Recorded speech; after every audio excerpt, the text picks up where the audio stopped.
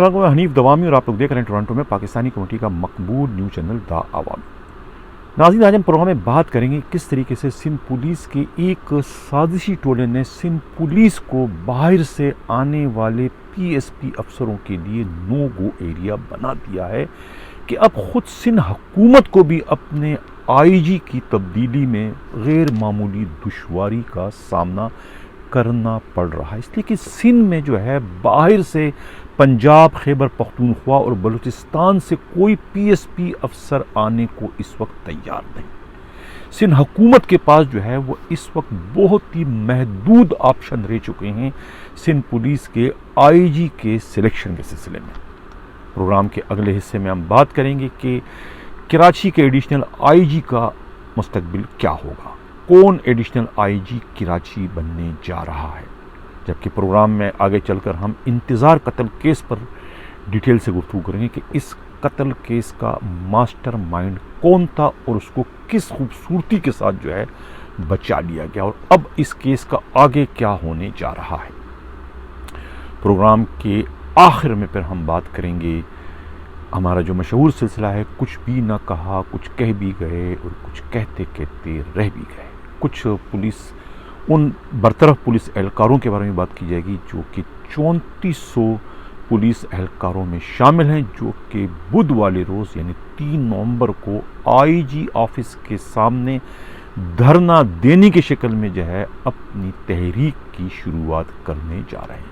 हम बाज़ाब्ता अपने प्रोग्राम की शुरुआत जो है अपने टॉप स्टोरी से करते हैं कि किस तरीके से सिंध पुलिस को जो है नो गो एरिया बना दिया है पंजाब, खैबर पख्तूनख्वा और बलूचिस्तान, इस्लामाबाद से ताल्लुक़ रखने वाले पीएसपी अफसरों के लिए, जिसकी वजह से जो है अब ख़ुद सिंध हुकूमत को जो है इस वक्त परेशानी का सामना करना पड़ रहा है कि किसको आईजी बनाए। जिस किसी को भी वो सेलेक्ट करते हैं सिंध के आईजी के लिए, वो अपने हाथ उठा लेते हैं कि हम सिंध में नहीं आने को तैयार है, इसलिए कि सिंध में आने के बाद जो है वो उन्हें एक बहुत ही मजबूत और ख़तरनाक साजिशी पुलिस की जो लॉबी है उसकी मुज़ाहमत का सामना करना पड़ता है।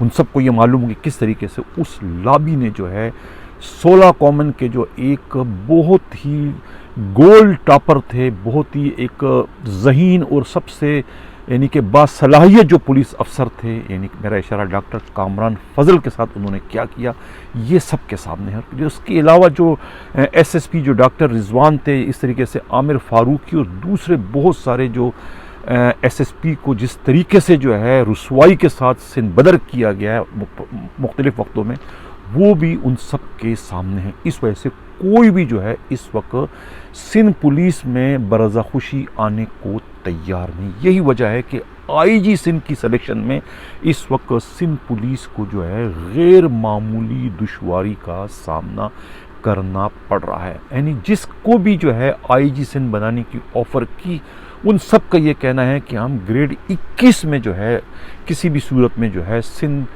पुलिस में कदम रखने को तैयार नहीं है जब तक कि हमें आखिरी ग्रेड यानी ग्रेड 22 न मिल जाए, ताकि उसके बाद जो है वो उन्हें उस साजिशी टोले की किसी भी तरह की मुज़ाहमत का सामना ना करना पड़े। तो उस सूरत में तो पीस ऑफ माइंड होकर जो है वो सिंध पुलिस में कदम रखने को तैयार हैं।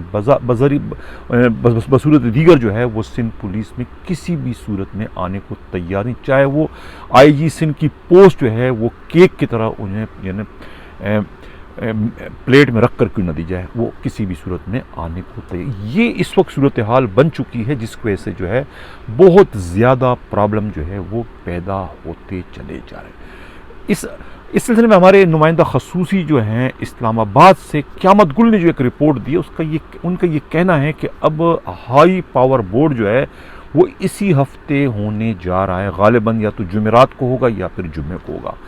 ये जो हाई पावर बोर्ड है ये इंतहाई अहमियत का हामिल है, इसलिए कि इस बोर्ड के नतीजे में जो है कुछ गैर जानिबदार ग्रेड 22 के अफसरान जो है वो ज़हूर पजीर होंगे। इस बोर्ड के नतीजे में इन्हें वजूद में आएंगे। उन्हें ग्रेड 21 के 3 या 4 अफसरों को जो है ग्रेड 22 में प्रमोशन के लिए ये हाई पावर बोर्ड जो है वो तश्कील दिया जा रहा है, जो कि इसी हफ्ते में उसका बोर्ड के होने का इम्कान है। मैं कह चुका हूँ जुमेरात या जुम्मे को होना होगा, बोर्ड हो जाएगा।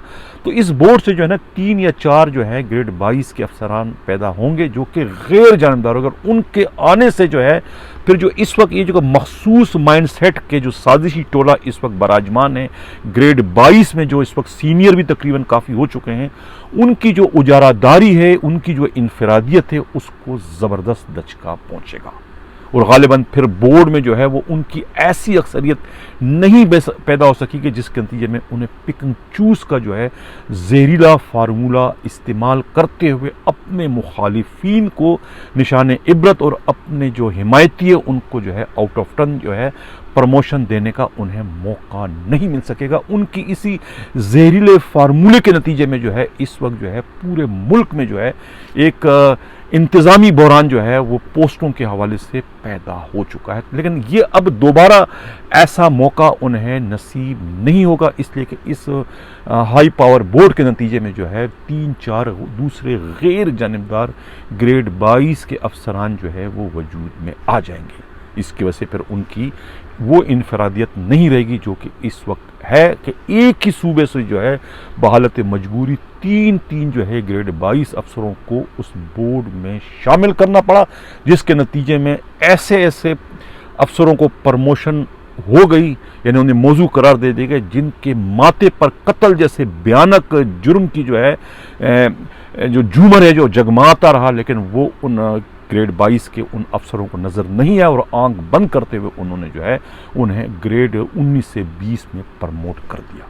और उसके मुकाबले में जो अहमियत के हामिल थे, जो बासलाहियत थे, जो अच्छे अफसर थे, यानी मेरा इशारा जो है वो फ़र्रुख बशीर की जानिब है जो कि चीफ मिनिस्टर के PS हुए, उन पर जो है प्रमोशन के दरवाजे उसी साजिशी टोले ने जो है वो अपने पिकिंग चूज़ के जहरीली फार्मूले को इस्तेमाल करते हुए बंद कर दिए थे। तो ये अब जो हाई पावर बोर्ड हो रहा है जो इसी हफ्ते हो रहा है, उसमें जो 3 जो ग्रेड 22 के अफसरान आ जाएंगे, तो उसके बाद इनकी ये जो एक तरीके से जो चौधराहट है, एक तरीके से जो इनकी उजारादारी है, ये ख़त्म हो जाएगी। और फिर जो सिंध पुलिस को इस वक्त, सिंध हुकूमत को जो इस वक्त प्रॉब्लम पैदा हो रही है कि IG कौन बनेगा, और कोई IG बनने को तैयार नहीं है, ख़ास तौर पे बाहर से, यानी पंजाब और खैबर पख्तूनख्वा के जो अफसरान वो नहीं आ रहे हैं, महज इस साजिशी टोले की मुज़ाहमत का सामना करने से ख़ुद को बचाते हुए, इसलिए कि वो डॉक्टर कामरान फजल का अंजाम देख चुके हैं। नाज़रीन, अब ये भी इत्तला मिली है कि एडिशनल IG कराची एक को लगाया नहीं जा रहा है, दूसरे को हटाया नहीं जा रहा है, यानी मेरा इशारा जो है सुल्तान अली ख्वाजा की जानिब है। अब ताज़ा तरीन जो इत्तला मिली है कि सिंध हुकूमत ने जो है वो उनकी खिदमात वापस जो है मरकज़ के हवाले कर दी, ये कहते हुए कि हमें इसकी ज़रूरत नहीं है। यानी नापसंदीदगी का कितना संगीन किस्म का इजहार किया गया है सुल्तान अली ख्वाजा को वापस भिजवाने के लिए। ये इत्तला मिली है, इसकी भी कुछ तस्दीक मेरे पास नहीं है, लेकिन मोतबर ज़राए कहते हैं कि हाँ ऐसा हुआ है। ये ऑर्डर जो है सिंध हुकूमत ने ये जारी किया है कि हमें इनकी ज़रूरत नहीं है, इसलिए कि उन्हें लाने वाले ख़ुद सिंध पुलिस के सरबराह थे, और सिंध पुलिस के सरबराह के लाए हुए पुलिस अफसर को सिंध हुकूमत कैसे एडिशनल IG कराची सी अहम पोस्ट दे सकती है, जिस सिंध पुलिस के सरबराह ने जो है ख़ुद PSO टू CM को जो है एक जायज़ प्रमोशन से महरूम कर दिया।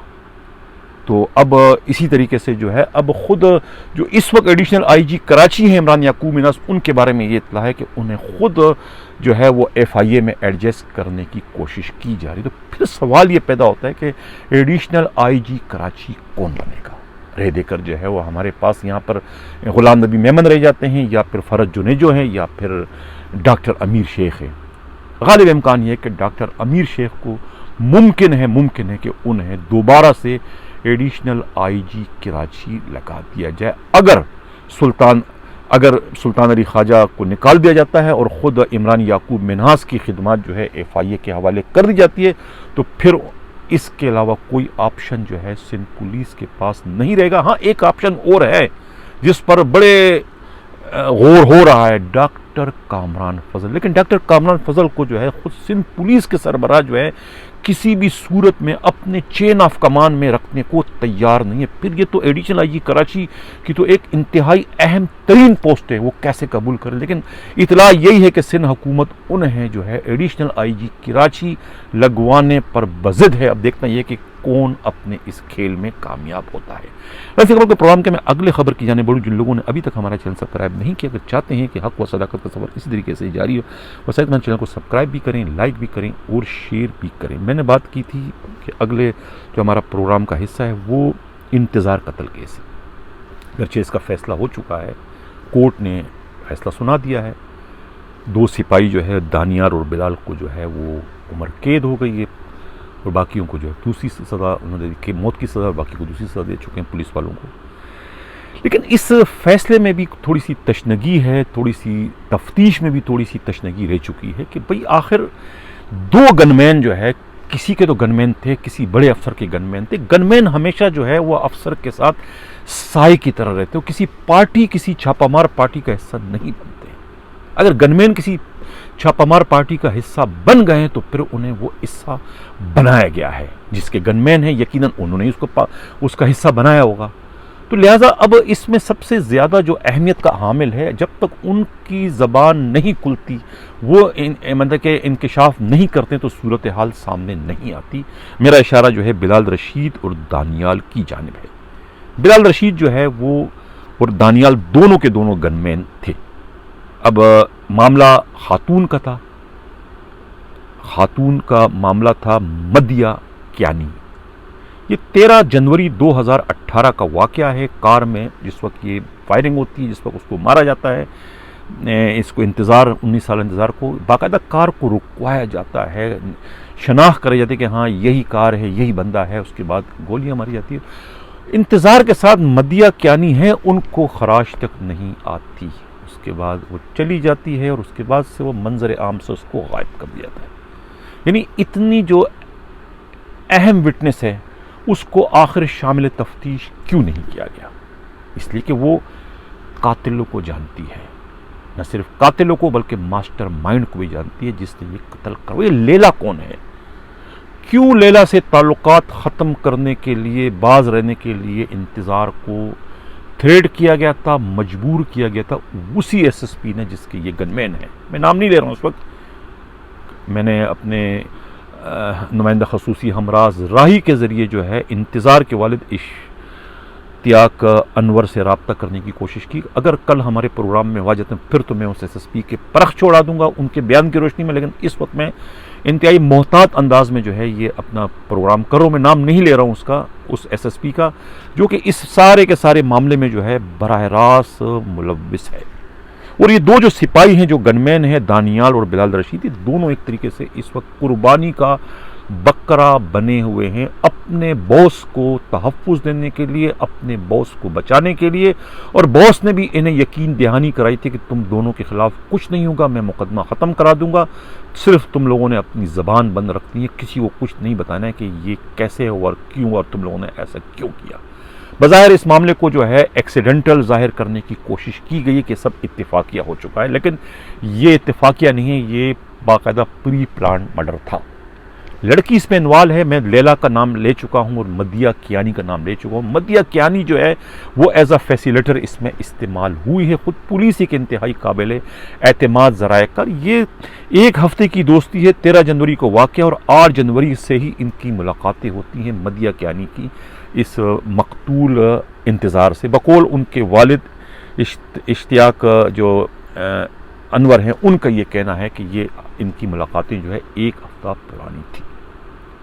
तो सवाल अब ये है कि इस पूरे मर्डर केस के जो है 2 मास्टरमाइंड है। एक तो वो SSP है जिसने कत्ल करवाया, और दूसरा मास्टरमाइंड उस वक्त का वो एडिशनल IG जिनको सारी सूरत हाल का इल्म था, लेकिन उन्होंने इंक्वायरी तफ्तीश ऐसी मैनेज की कि उस तफ्तीश में से जो है SSP को बिल्कुल दूध में से मक्खी की तरह से निकाल दिया। उन्हें क्लीन चिट दे दी, उनका जिक्र तक उसमें नहीं आया कि ये सब कुछ इनकी वजह से हुआ। उन्हें क्लीन चिट देने वाला जो उस वक्त का एडिशनल IG है, वो खुद भी इस पूरे मर्डर केस में जो है ज़ाब्ता फौजदारी की दफ़ा 109 का मुजरिम बनता है, खुद उस SSP के साथ। अगर इस कत्ल केस की जो है दोबारा से जो है अगर तहकीकात प्रॉपर तरीके से की जाए तो दूध का दूध और पानी का पानी हो जाएगा। मुझे लग रहा है कि ये जो कत्ल केस इंतज़ार का, ये दोबारा इसकी तफ्तीश ओपन होगी हर हाल में, इसलिए कि इसमें जो है वो इंसाफ के तकाजे पूरे नहीं किए गए। अगरचे कोर्ट ने फैसला इसका दे दिया है, लेकिन मैं फिर ये कह रहा हूं कि इसमें जो है इंसाफ के तकाजे पूरे नहीं हो। सोने पे सुहागा उस एसएसपी को जो है वो ग्रेड 19 से 20 में तरक्की भी दे दी गई, और तरक्की देने वाले इतने अंधे थे वो प्रमोशन बोर्ड के कि उन्हें ये कत्ल जैसा भयानक जुर्म जो है नजर नहीं आया, जिसमें जो है वो कड़ियां जो है वो घूम फिर के उस एसएसपी तक कहीं ना कहीं जाके पहुंचती है। मैं फिर कह रहा हूं कि इतना सफाकाना एक जुर्म हुआ है। अब मैं नाम नहीं ले रहा हूं, लेकिन मेरी कोशिश है कि जो इंतज़ार के जो वालिद अगर मेरे प्रोग्राम में आ जाते हैं लाइव, तो फिर मैं जब उनसे सवाल जवाब करूंगा तो फिर मैं इसको किसी न किसी तरीके से उनके बयानों में ये साबित करूंगा कि इस सूरत हाल में, इस कत्ल केस में कौन बिलवास्ता और कौन बराह रास्त तौर पर मुलव्विस है। गनमैन अपने तौर पर कुछ नहीं कर सकता, गनमैन किसी छापे में नहीं जाता जब तक कि उनका बॉस उन्हें हुक्म न दे। अब उसी गनमैन को जो है बिलाल रशीद को खामोश रखने के लिए, उसकी ज़बान को बंद रखने के लिए उसके भाई जो है, जो कि खुद कांस्टेबल खावर रशीद को जो है उसी एसएसपी ने अभी भी अपना गनमैन रखा हुआ है। उसके ज़रिए जो है उसकी भाई की ज़बान को अभी तक बंद रखा जाए, उस वक्त तक बंद रखा जाएगा जब तक कि इस केस की जो अपील हैं वो सुप्रीम कोर्ट ऑफ पाकिस्तान से मुस्तरद हो जाएगी। जिस दिन ये मुस्तरद हो जाएगी उस दिन जो है वो खुद खावर रशीद को भी किक मारकर जो है वहाँ से निकाल बाहर कर दिया जाएगा। लेकिन अभी फ़िलहाल उसकी ज़रूरत है, इसलिए कि मौत जो है इस वक्त खुद एसएसपी के सर पर भी मौत की तलवार लटक रही, जब तक कि ये सुप्रीम कोर्ट से ये जो फैसला, अब छोटी अदालत से जो है ये सुप्रीम कोर्ट भी इस फैसले को जब तक बरकरार नहीं रखेगी, उस वक्त तक जो है खावर रशीद जो है वो उनका गनमैन के तौर पर काम करता रहेगा, ताकि उसके ज़रिए जो है बिलाल रशीद की ज़बान को बंद रखा जा सके। कि ये पुलिस ही के इंतहाई काबिल एतमाद ज़राए ये सारी मालूमात जो है हमारे चैनल के साथ, हमारे नुमाइंदे के साथ शेयर कर रहे हैं। नाज़रीन, कॉल के प्रोग्राम के मैं अगले खबर की जानिब बढ़ूँ। जिन लोगों ने अभी तक हमारा चैनल सब्सक्राइब नहीं किया, चाहते हैं कि हक़ खबर इस तरीके जारी हो सके, चैनल को सब्सक्राइब भी करें, लाइक भी करें। पेशावर में क्या हो रहा है, खैबर पख्तूनख्वा में, मैं तवज्जो चाहूँगा खुद काबिल एतमाद जो हमारे खैबर पख्तूनख्वा के आईजी है मुअज़्ज़म जा अंसारी साहब, ये तीसरा कत्ल हो रहा है, टारगेट किलिंग हो रहा है। ये कराची नहीं है, खैबर पख्तूनख्वा पेशावर का एक पुरअमन इलाका है। एक महीने में जो है 2 असिस्टेंट सब इंस्पेक्टर और 1 हेड कांस्टेबल टारगेट किलिंग में मारे जाते हैं, किसी एक का भी मुलजिम पकड़ा नहीं गया। ये क्या हो रहा है आपके चेन ऑफ कमांड में? आज जो है वो पेशावर के जो थाना मित्रा के हदूद में जो है एक एएसआई इम्तियाज़ खान, जो कि अपनी कार जो है आल्टो ANH 433 में जो है वो हाई कोर्ट में जो है वो एक ये जो मुकदमा है लापता अफराद के मुकदमे में शहादत देने के बाद वापस जब आए और अपनी गाड़ी में बैठ के जो है वो वहाँ से अपने गांव जो है थाना सरोकले जा रहे थे कि रास्ते में गात लगाए जो है दहशत गर्दों ने जो है वो उन पर फायरिंग कर दी और उन्हें हलाक कर दिया। ये तीसरा वाक़या है टारगेट किलिंग का। तो मैं बार बार जो तवज्जो चाह रहा हूँ मुअज़्ज़म जा अंसारी साहब, आप इसको रोकें, खुदा के वास्ते पेशावर को कराची ना बनाएं।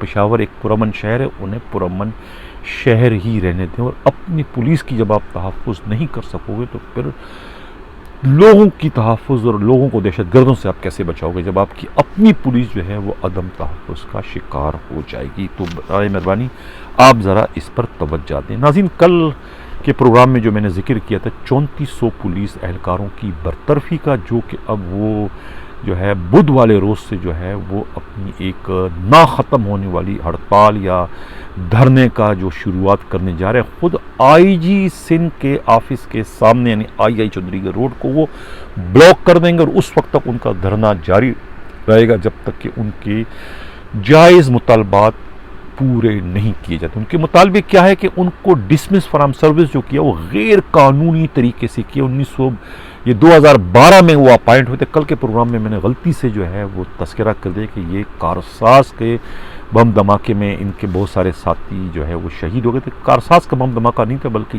ये जो था ये तो भर्ती ही 2012 में हुए, तो लिहाजा तो ये इनकी कुछ नफरी जो थी वो SRP में थी और वो ट्रेनिंग कर रही थी वहाँ रज़ाकाबाद में। तो वहाँ खुद जो बिलावल ज़रदारी भुट्टो के काफ़िले में या उनकी ड्यूटी के लिए, हंगामी ड्यूटी के लिए उनको वहाँ से भेजा जा रहा था।